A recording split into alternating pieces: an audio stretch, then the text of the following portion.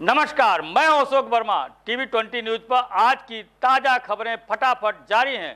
बने रहिए हमारे साथ। ये खबर आजमगढ़ के अतरौलिया से है, जहां पूरे देश में छठ के त्योहार की शुरुआत हो चुकी है। वहीं अतरौलिया में भी प्रशासन तैयारी में जुट गया है। डाला छठ त्योहार को देखते हुए नगर पंचायत में पड़ने वाले सभी घाटों का संयुक्त रूप से उप जिलाधिकारी दिनेश मिश्रा, क्षेत्राधिकारी महेंद्र शुक्ला, प्रभारी निरीक्षक दिनेश कुमार यादव द्वारा निरीक्षण किया गया। नगर पंचायत में 2 बड़े तालाब हैं। उनमें से एक है पूरब पोखरा, जहां पर बड़ी संख्या में लोग छठ पूजा में सम्मिलित होते हैं। समुचित घाटों पर साफ सफाई की व्यवस्था के लिए नगर पंचायत के लिपिक गिरिजेश यादव को निर्देश दिया गया है, ताकि लोगों को कोई दिक्कत ना हो। साफ सफाई के साथ ही प्रत्येक घाटों पर लाइट की उचित व्यवस्था हो।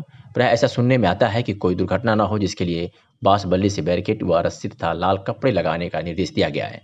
लाइटिंग की उचित व्यवस्था रहे, साथ ही साफ सफाई रहे। अगर उसमें कोई टेम्पररी गंदा नाला बह रहा हो तो उसे भी कुछ समय के लिए बंद करा दिया जाएगा। क्या कुछ कहा दिनेश कुमार मिश्र, उप जिलाधिकारी बुढ़नपुर ने, आपको सुनवाते हैं। नगर पंचायत अतरौलिया में 2 बड़े तालाब हैं। एक पूरब पोखरे पर, जहां पर बड़ी संख्या में छठ पूजा से संबंधित जो लोग हैं, निवासी हैं, वो वहां उपस्थित होते हैं। आज से छठ पूजा का कार्य शुरू हो चुका है।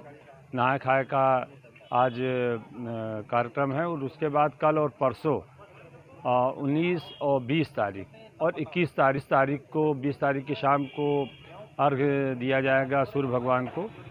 डूबते सूर्य को अर्घ्य दिया जाएगा और 21 तारीख को प्रातः उगते सूर्य को अर्घ्य दिया जाएगा।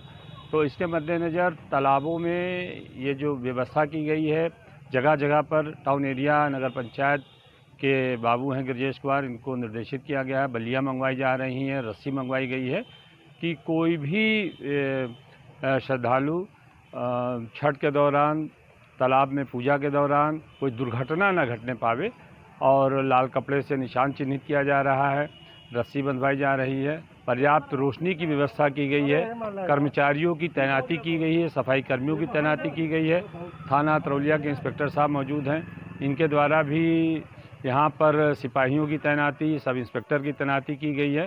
और सीओ साहब और हम अनवरत निरंतर यहाँ पर उपस्थित रह करके व क्षेत्र के अन्य सार्वजनिक तालाबों में स्थलों पर उपस्थित रह करके अपनी देखरेख में छठ पूजा सकुशल संपन्न कराना सुनिश्चित करेंगे। कोविड-19 के तहत कोई रूल या रेगुलेशन है इन लोगों का? कोविड-19 का पर्याप्त प्रचार प्रसार किया गया है और दोनों टाउन एरिया के जो दोनों स्थल हैं, यहाँ पर इसका प्रचार प्रसार सिस्टम के माध्यम से, जो मोबाइल सिस्टम के माध्यम से किया जा रहा है। माइक लगाया जा रहा है कि दूरी बना करके, और गोले भी बनवाए जा रहे हैं कि लोग दूर दूर रह करके छठ पूजा करें तथा।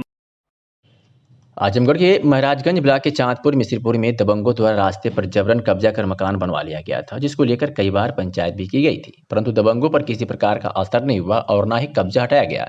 दूसरी तरफ रास्ते से कब्जा हटाने के लिए कोर्ट में भी केस चल रहा है। इसके उपरांत कोर्ट के आदेश पर तहसीलदार सगड़ी विजेंद्र उपाध्याय द्वारा राजस्व टीम के साथ स्थानीय पुलिस बल लेकर जेसीबी की मदद से दबंगों द्वारा रास्ते पर हुए कब्जे को हटाकर शांति व्यवस्था कायम कराया गया।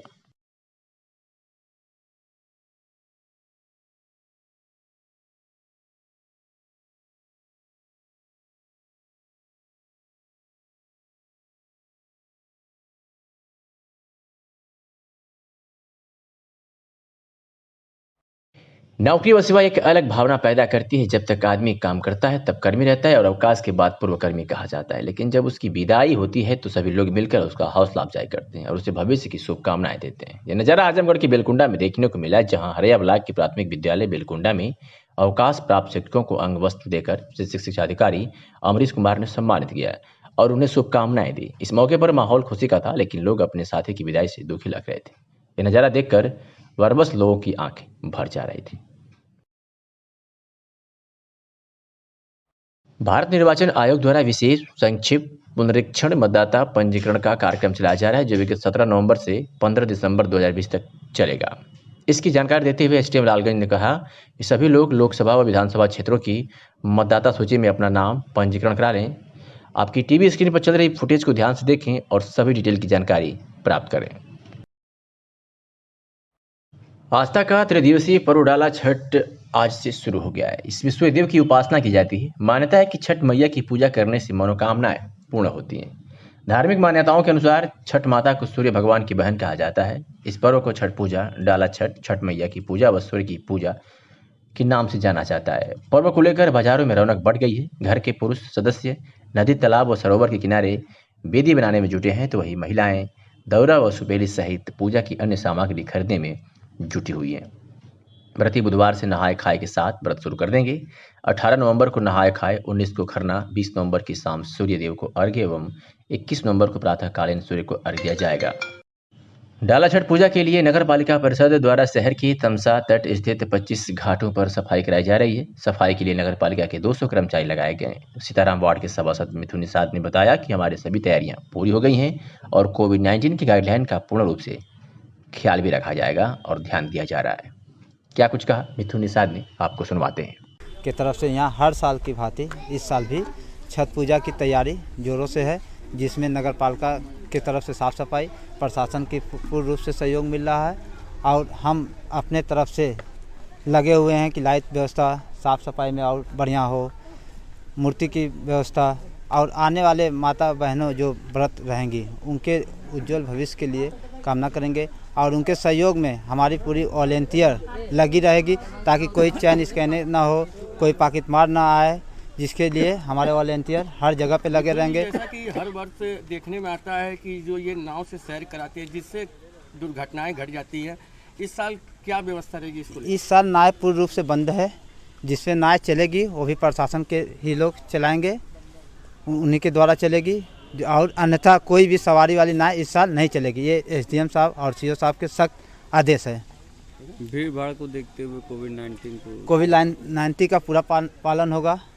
मास्क जरूरी है, 2 गज की दूरी जरूरी है, सैनिटाइजर का प्रयोग करेंगे लोग।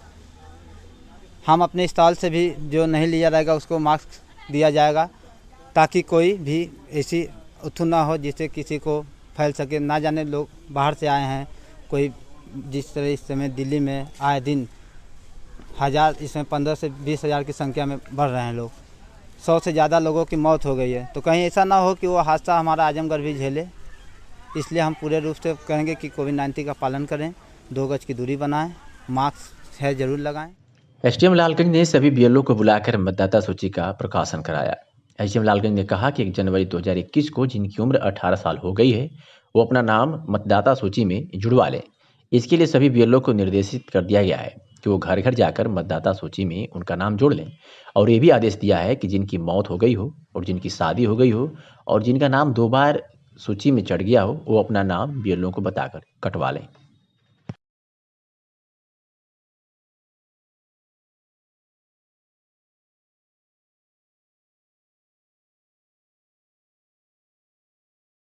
आजमगढ़ जनपद में पुलिस अधीक्षक के निर्देशानुसार अपराधों व अपराधियों पर नियंत्रण हेतु चलाए जा रहे अभियान के तहत आज जनपद की विभिन्न थाना क्षेत्रों की पुलिस को बड़ी कामयाबी हाथ लगी है। आपको बता दें कि थाना जैनपुर पुलिस ने एक अभियुक्त को जहां गिरफ्तार किया है, तो वही थाना पवाई की पुलिस ने भी एक अभियुक्त को गिरफ्तार करने में सफलता हासिल की है। बात करें अगर थाना बरदह पुलिस की, तो थाना बरदह की पुलिस ने भी लड़की के साथ दुराचार करने वाले एक वांछित अभियुक्त को गिरफ्तार किया है।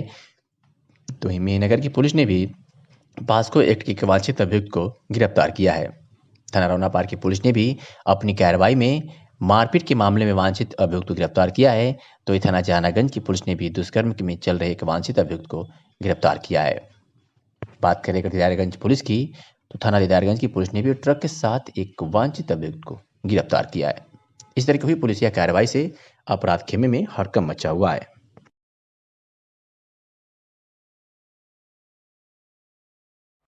पुलिस अधीक्षक जनपद आजमगढ़ सुधीर कुमार सिंह के कुशल नेतृत्व में यातायात माह के दृष्टिगत अपर पुलिस अधीक्षक यातायात सुधीर जायसवाल द्वारा एनसीसी और स्काउट के छात्रों तथा पुलिस के सहयोग से जनता को यातायात नियमों के पालन करने हेतु जागरूक किया गया, जिसमें जनता के लोगों को पंपलेट आदि के माध्यम से यह भी बताया गया कि आप लोग सीट बेल्ट बांधकर एवं हेलमेट पहनकर ही गाड़ी चलाएं, साथ ही साथ यातायात नियमों का पालन करें।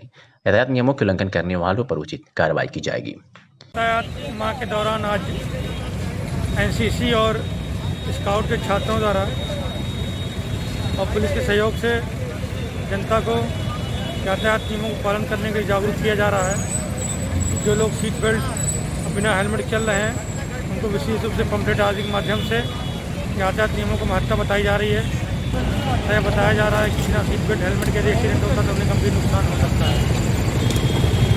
जनता को ये बताया गया कि कल से यदि कोई बिना हेलमेट सीट बेल्ट भी चलेगा उसका अनिवार्य रूप से चालान किया जाएगा।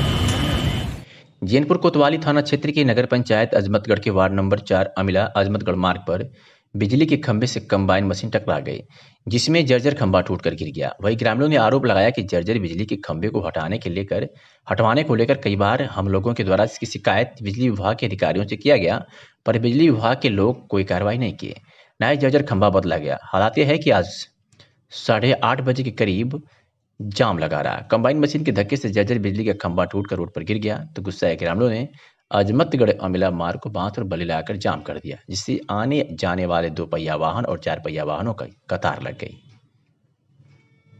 कि ये खंभा 4 दिन से डैमेज था, लेकिन हम लोग कंप्लेन किए थे और प्रशासन कोई एक्शन नहीं ले रहा था। आज कंबाइन मशीन जा रही थी इधर से रास्ते में, तो उससे टच होने के कारण ये खंभा गिर गया। अच्छा, तो क्या मांग है आप लोग का? मांग हम लोग की है कि ये जल्द से जल्द खंभा लगे ताकि हम लोगों को लाइट संपूर्ण रूप से मिल सके। जब तक खंभा नहीं लगेगा जब तक रास्ता बंद रहेगा? जब तक ये रास्ता खंभा नहीं लग जाएगा, लाइट हम लोग को नहीं मिलेगी, तब तक ये रास्ता बंद रहेगा। क्या घंटा हो गया खंभा गिरे हुए? लगभग 2.5 घंटे से ऊपर हो गया। अभी तक खंभा आया नहीं? अभी आया नहीं। क्या कोई अधिकारियों को आप लोग सूचना दिए थे कि नहीं? हाँ, SDO को मैंने कॉल किया था, जय साहब को भी कॉल किया था। हाँ, क्या कर रहे हो? तो वो बोले कि जल्द से जल्द 2 घंटे से 3। जनपद में 4 कंटेनमेंट जोन बढ़े हैं, जिसकी जानकारी जिलाधिकारी राजेश कुमार ने दी है।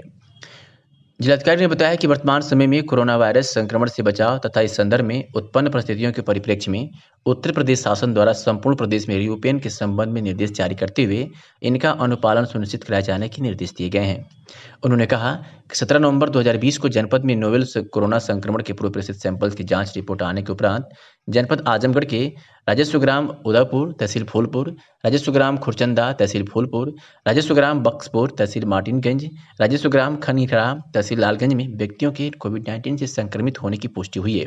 जिला मजिस्ट्रेट ने कहा कि कंटेनमेंट जोन के निर्धारण के संबंध में दी गई व्यवस्था के अनुसार इन क्षेत्रों में कंटेनमेंट जोन लागू होगा। आपको बता दें कि जिलाधिकारी ने कहा कि इन क्षेत्रों में कंटेनमेंट जोन प्रोटोकॉल का 100% अनुपालन सुनिश्चित किया जाएगा। जिला स्वास्थ्य समिति के अध्यक्ष जिलाधिकारी राजेश कुमार की निगाह जिले की हर स्वास्थ्य सुविधाओं पर रहती है, इसलिए जिले की हर स्वास्थ्य सुविधा हर दिन नए कीर्तिमान बना रही है। मंडलीय जिला चिकित्सालय आजमगढ़ स्थित ब्लड बैंक ने कोरोना काल में ही हर संभव ब्लड बैंक में पर्याप्त ब्लड की उपलब्धता को बनाए रखा। ब्लड का पर्याप्त स्टॉक बनाए रखने के लिए यहाँ के ब्लड बैंक को प्रदेश में 3रा स्थान मिला है। इसके लिए राज्य रक्त संचरण परिषद उत्तर प्रदेश तथा उत्तर प्रदेश राज्य एड्स नियंत्रण सोसाइटी लखनऊ की ओर से प्रशस्ति पत्र भी मिल चुका है। ब्लड बैंक के नोडल अधिकारी डॉक्टर चंद्रहास बताते हैं कि कोरोना काल जैसी विषम स्थिति के महीनों में भी यहाँ के ब्लड बैंक में 500 से 550 यूनिट ब्लड की उपलब्धता हमेशा बनी रही। कैसा भी समय आए, ब्लड बैंक की सेवाएं रुकी नहीं। कोरोना काल में जब लोग घर से निकल रहे थे तब भी ब्लड बैंक के लोग गांव-गांव जाकर लोगों से रक्तदान की अपील करते रहे और उन्हें रक्तदान के लिए प्रेरित करते रहे। इसी के चलते जरूरत पड़ने पर यहां से जौनपुर, मऊ, वाराणसी, गोरखपुर और अम्बेडकर नगर को ब्लड उपलब्ध कराया गया। आज भारतीय राजनीति और हिंदी साहित्य में अपना परचम लहराने वाली गोवा की राज्यपाल मृदुला सिन्हा का 78 वर्ष की उम्र में देहावसान हो गया। मृदुला सिन्हा का जन्म 27 नवंबर 1942 को ग्राम छपरा, जिला मुजफ्फरपुर, बिहार में हुआ था और ये पूर्व प्रधानमंत्री अटल बिहारी वाजपेयी के कार्यकाल में भी केंद्रीय समाज कल्याण बोर्ड की अध्यक्ष रहे। इनकी कुल 46 हिंदी साहित्य की पुस्तकें अति महत्वपूर्ण है। नई देवयानी, देखन में छोटन लगे, 2.5 बीघा जमीन, मात्र देह नहीं है औरत आदि आपकी साहित्य और राजनीति पर बराबर की पकड़ थी। उनके निधन पर डॉक्टर अखिलेश चंद्र कहानीकार ने दुख जताया है और विनम्र श्रद्धांजलि दी है। क्या कुछ कहा इस बाबत डॉक्टर अखिलेश चंद्र, जिला संयोजक भारतीय जनता पार्टी आजमगढ़ ने, आपको सुनवाते हैं। प्रणाम, मैं डॉक्टर अखिलेश चंद्र, एसोसिएट प्रोफेसर, शिक्षा संकाय, श्री गांधी पीजी कॉलेज मालटारी आजमगढ़, जिला संयोजक प्रबुद्ध प्रकोष्ठ भारतीय जनता पार्टी आजमगढ़, आज हिंदी साहित्य में अपना परचम लहराने वाली और भारतीय राजनीति में गोवा की राज्यपाल श्रीमती मृदुला सिन्हा जी का 78 वर्ष की आयु में निधन हो गया। मैं उनके श्री चरणों में शत शत नमन करता हूँ।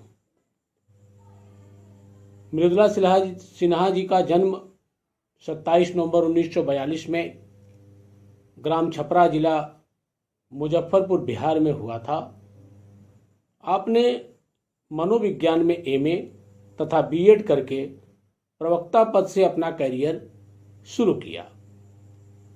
आप एक सुविख्यात हिंदी लेखिका के साथ साथ भारतीय जनता पार्टी की केंद्रीय कार्य समिति की सदस्य भी रही हैं। आप पूर्व प्रधानमंत्री श्री अटल बिहारी वाजपेयी जी के कार्यकाल में केंद्रीय समाज कल्याण बोर्ड की अध्यक्षा भी रही थीं। आप न केवल राजनीति में बल्कि हिंदी साहित्य में भी अपना परचम लहराने वाली बहुत ही सुविख्यात लेखिका के रूप में चर्चित रही हैं। आपकी प्रकाशित हिंदी साहित्य की महत्वपूर्ण कृतियां निम्न हैं। नई देवयानी उपन्यास है, देखन में छोटे लगे कहानी संग्रह, 2.5 बीघा जमीन कहानी संग्रह, मात्र देह नहीं है औरत स्त्री विमर्शात्मक संदर्भ, साक्षात्कार कहानी संग्रह, एक दिए की दिवाली सहित आपने कुल हिंदी साहित्य में 46 पुस्तकें लिखी, जो न केवल भारत में बल्कि विश्व स्तर पर हिंदी साहित्य में पढ़ी और उस पर रिसर्च आदि के कार्य किए जा रहे हैं। आपके हिंदी साहित्य में किए गए कार्य के कारण उत्तर प्रदेश हिंदी संस्थान लखनऊ ने आपको साहित्य भूषण सम्मान से सम्मानित किया था। ऐसी विदुषी महिला लेखिका और भारतीय जनता पार्टी की राजनीतिकार महामहिम राज्यपाल मृदुला सिन्हा जी को शत शत नमन करते हुए मैं उनके श्री चरणों में भावभीनी श्रद्धांजलि अर्पित करता हूं और ईश्वर से प्रार्थना करता हूं कि वे उन्हें अपने श्री चरणों में स्थान दें और परिवार को इस दुख की घड़ी में सहन करने की क्षमता प्रदान करें और जिससे वे उनके इस दुख के क्षण को सह सकें। बार बार उनके श्री चरणों में शत शत नमन। थाना कोतवाली पुलिस ने आगामी छठ त्योहार के दृष्टिगत क्षेत्राधिकारी नगर डॉक्टर राजेश तिवारी के नेतृत्व में थाना कोतवाली क्षेत्र में नदी के किनारे पड़ने वाले गौरी शंकर घाट, कदम घाट, भोला घाट, पचपेड़वा घाटों पर सुरक्षा व्यवस्था को लेकर अधिशासी अधिकारी नगर पालिका व उनकी टीम व मंदिर के पुजारी, क्षेत्रीय सभासद व अन्य लोगों के साथ घाटों का भौतिक निरीक्षण किया गया और सुरक्षा व्यवस्था के दृष्टिगत आवश्यक दिशा निर्देश दिए गए। साथ ही छठ पूजा में भारी संख्या में आने वाली माताओं बहनों की सुरक्षा के दृष्टिगत करीब 50 लोगों के साथ शहर कोतवाल के गुप्ता व चौकी प्रभारी पहाड़पुर की देखरेख में एक सुरक्षा कमेटी भी बनाई गई एवं करीब 10 स्थानीय नाविकों को चिन्हित कर उन्हें सुरक्षा की जिम्मेदारी सौंपी गई।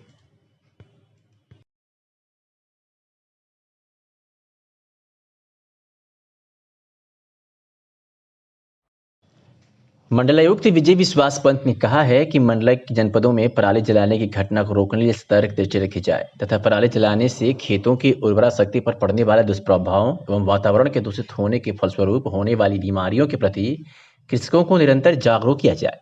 मंडलायुक्त श्री पंत ने बुधवार को अपने कार्यालय के सभागार में आयोजित मंडलीय समीक्षा बैठक के दौरान तीनों जनपद के मुख्य चिकित्सा अधिकारियों को निर्देशित किया कि सीएचसी एवं पीएचसी पर तैनात चिकित्सकों को रात्रि में तैनाती स्थल पर ही आवासित रहना सुनिश्चित करें।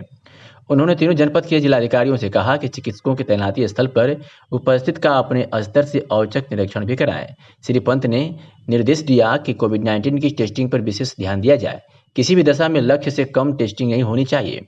आयुष्मान भारत की समीक्षा के दौरान पाया गया कि जनपद बलिया में गोल्डन कार्ड के लाभार्थियों की संख्या में 1 माह के अंतराल में 2 लाख से अधिक वृद्धि हुई है।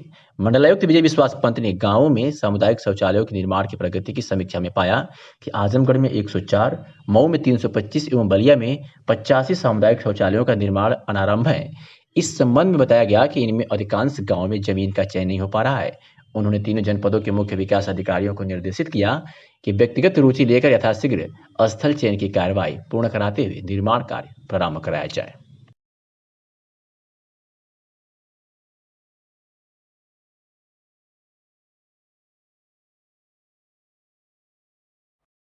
सामाजिक कार्यों के लिए समर्पित प्रयास सामाजिक संगठन ने एक और सराहनीय पहल की है। नगर के रोडवेज पर यात्रियों को पानी के लिए भटकते देख संगठन ने एक प्याऊ की स्थापना करवाई है। संगठन के अध्यक्ष रणजीत सिंह ने मीडिया को बताया कि हमारे संगठन द्वारा नगर में यह 5वां प्याऊ लगवाया गया है। इसका उद्देश्य है कि रोडवेज पर भारी संख्या में यात्रियों का आवागमन होता है और यहाँ एक भी हैंडपाइप या नल की व्यवस्था न होने पर यात्रियों को इधर उधर पाने के लिए भटकना पड़ता है। इसे देखते हुए हमारे संगठन ने यह प्याऊ की स्थापना करवाई है, जिससे यात्रियों की जल की समस्या दूर होगी। क्या कुछ कहा रणजीत सिंह, अध्यक्ष प्रयास संस्थान ने, आपको सुनवाते हैं। रणजीत सिंह, अध्यक्ष प्रयास सामाजिक संगठन। आज हम लोग जो है निःशुल्क प्याऊ, 5वां प्याऊ नगर में लगवाया गया है। इसका उद्देश्य है कि जैसे बहुत से लोग जिनके पास पैसा है वो तो पानी खरीद के पी लेते हैं, लेकिन बहुत ऐसे लोगों को हम लोगों ने पानी के लिए भटकते देखा है। तो इसलिए ये भोजन, पानी, अन्न के साथ साथ हम लोगों ने पानी की व्यवस्था जो है की है। और ये 5वां प्याऊ आज यहाँ रोडवेज पर दीप कॉन्टिनेंटल के सामने स्थापित किया गया है। ये सस्ता साहित्य भंडार के सौजन्य से, महेश जी के सौजन्य से अपने पिताजी की स्मृति में ये प्याऊ लगवाया गया है। और इस तरीके के कार्य हम लोग आगे करते रहेंगे। जहाँ भी ज़रूरत होगी हमेशा संगठन वंचितों के लिए हमेशा सदैव तत्पर रहता है। जिलाधिकारी राजेश कुमार ने बताया है कि 7 दिसंबर 2020 से 11 दिसंबर 2020 तक जनपद आजमगढ़ में दिव्यांगजनों को भारत सरकार की एडीपी योजना के अंतर्गत दिव्यांगता सहायक उपकरण, जिसके अंतर्गत ट्राईसाइकिल, व्हीलचेयर, कान की मशीन, बैसाखी, छड़ी, मानसिक दिव्यांगता हेतु किट, नेत्रहीन बच्चों के लिए किट एवं कृत्रिम अंग उपलब्ध कराने हेतु चिन्हीकरण कार्यक्रम 7 दिसंबर 2020 को जिला चिकित्सालय सदर DDRC आजमगढ़, 8 दिसंबर को विकासखंड पलहना, 9 दिसंबर को विकासखंड लालगंज, 10 दिसंबर को विकासखंड ठेकवा तथा 11 दिसंबर 2020 को विकासखंड पवई में 11 बजे से 4 बजे तक निर्धारित किया गया है। कैंप में दिव्यांगजनों को अपने साथ photograph, Aadhaar card, ration card, BPL card, driving licence, आय प्रमाण पत्र, प्रतिमाह 15,000 या उससे कम एवं दिव्यांगजन प्रमाण पत्र की छाया प्रति लाना अनिवार्य होगा।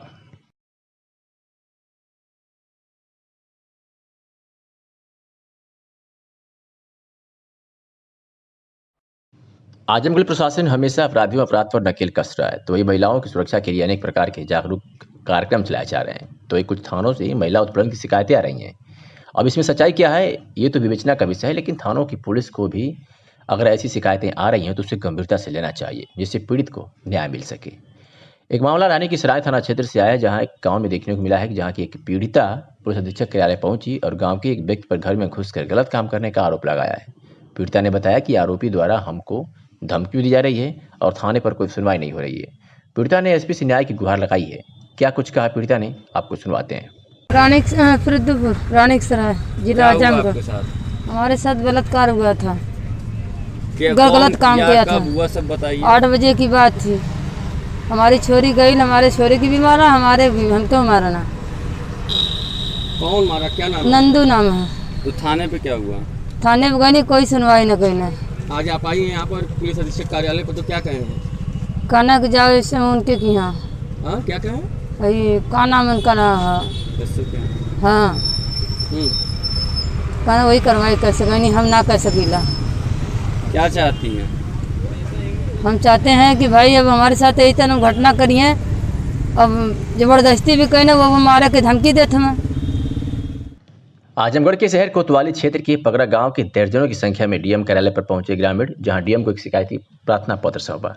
ग्रामीणों ने बताया कि गांव के कुछ शराब माफिया और भूमाफिया जो अधिकारियों और राजस्वकर्मियों की मिली भगत से जबरन हम लोगों के खेतों में सड़क का निर्माण करवा रहे हैं और हमारी कहीं सुनवाई नहीं हो रही, जबकि खेतों में गेहूँ, आलू, मटर, चना बोया जा चुका है और उसकी सिंचाई भी हो चुकी है और समझौते के अनुसार सड़क भी बन गया है। तो वही शराब माफिया अपने आतंक से ग्रामीणों का जीना दूभर कर दिए हैं। ग्रामीणों ने जिलाधिकारी से मामले की जांच कराकर दोषियों पर कार्रवाई की मांग की है। सुनवाते हैं किस बाबत क्या कुछ कहा अंगद यादव ग्रामीण ने। क्या मामला है? मामला यह है कि समय चकबंदी का कोई समय नहीं है। चना मटर गेहूं की फसल बोआ रही है, खेत सिंचाई हो रही है, कोई खेत में गन्ना है, रहर का है, आलू बो चुके हैं किसान। इसमें दिक्कत है कि यह 2 माफिया मिल के इस पूरे गांव को दबा के कोई गरीब दुख किसी का गड़ाई में कहीं फेंक दे रहे हैं, कोई के पास 2 हिस्सा है। और पहली बात तो 7% कटौती कहीं भी नहीं कटी है, केवल पगरा ग्राम सभा में 7% की कटौती कट रही है। इसलिए जनता एकदम परेशान है। किसी के पास 10 हिस्सा है, 5 हिस्सा है, 2 हिस्सा है, 4 हिस्सा है। बताइए परसेंटेज कहीं 5% से ज़्यादा कटौती कटी हो तो बता दीजिए। मामला PWD से रोड हमने बनवाया बेचकबंदी का बेकागज का, बेचकबंदी का बेकागज का रोड बना है 1 किलोमीटर समझौता पे ग्राम सभा के जी सब लोग अपनी ज़मीन दे दिए। उसमें रोड 1 किलोमीटर हमने बनवा दिया PWD से। उस रोड की मालियत नहीं रखे हैं और चक काट के खूटा गाड़ने शुरू कर। माफिया शराब कंपनी की छोटे लाल यादव, बलराम यादव पगरा, यही लोग चकबंदी एकदम गरीबों को मारे, एकदम सत्यानाश करके एकदम किसी को एकदम तंग कर दिए। क्या चाहते हैं आप लोग?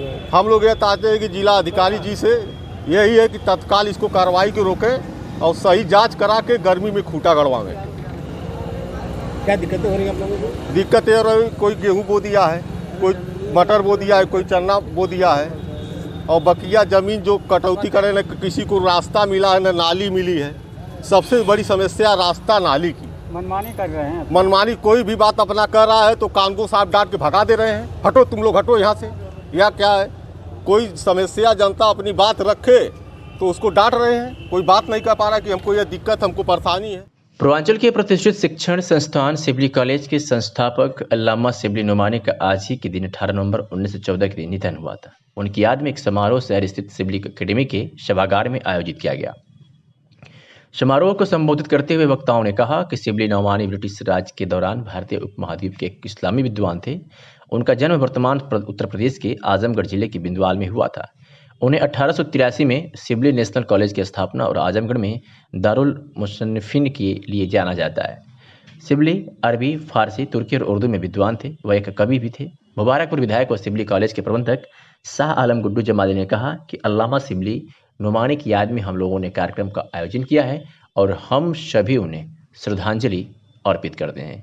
क्या कुछ कहा शाह आलम गुड्डू जमाली ने, आपको सुनवाते हैं। आज का कार्यक्रम आज यौम शिबली है। शिबली साहब की आज इंतकाल हुआ था, उनकी याद में ये प्रोग्राम हो रहा था।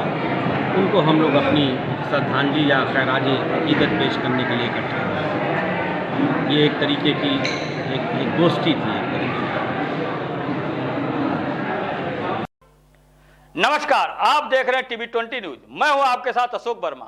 आज की यह खबर देश की बड़ी खबरों में से एक है। शिक्षक भगवान के रूप कहे जाते हैं और कहा यह भी जाता है कि इनके हाथ में देश का भविष्य है। एक शिक्षक महिला के नाम से फेसबुक आईडी बनाकर कई शिक्षिकाओं को अपने चंगुल में फंसाकर उनको शिकार बनाया है। यह खबर किसी को अपमानित करने के लिए नहीं दिखा रहे हैं। हमारा मकसद सभी शिक्षक शिक्षिकाओं को एक संदेश देने का है। देखें एक रिपोर्ट। शिक्षक भगवान के रूप कहे जाते हैं और कहा यह भी जाता है कि देश का भविष्य इनके हाथों में होता है, लेकिन इनके द्वारा ही व्यभिचार किया जाए तो इन्हें क्या माफ किया जा सकता है, एक बड़ा सवाल है। कुछ खबरें शिक्षक ग्रुपों पर चल रही है जो आज की सबसे बड़ी खबर है। जो शिक्षक व शिक्षिकाएं इस खबर को देख रहे हैं वह सजग हो जाएं कि कहीं उनके ग्रुप पर भी कोई शिक्षक या अन्य व्यक्ति किसी महिला का फोटो लगाकर उन्हें अश्लील मैसेज ना भेजा, जिससे शिक्षिकाएं अपना महिला मित्र समझकर उसे इग्नोर ना करें। क्योंकि एक ऐसा ही मामला आजमगढ़ जिले के कंदरापुर थाना क्षेत्र में आया है, जहां एक शिक्षक महिला के नाम से फेसबुक आईडी बनाकर कई शिक्षिकाओं को अपने चंगुल में फंसाकर शिकार बनाया है।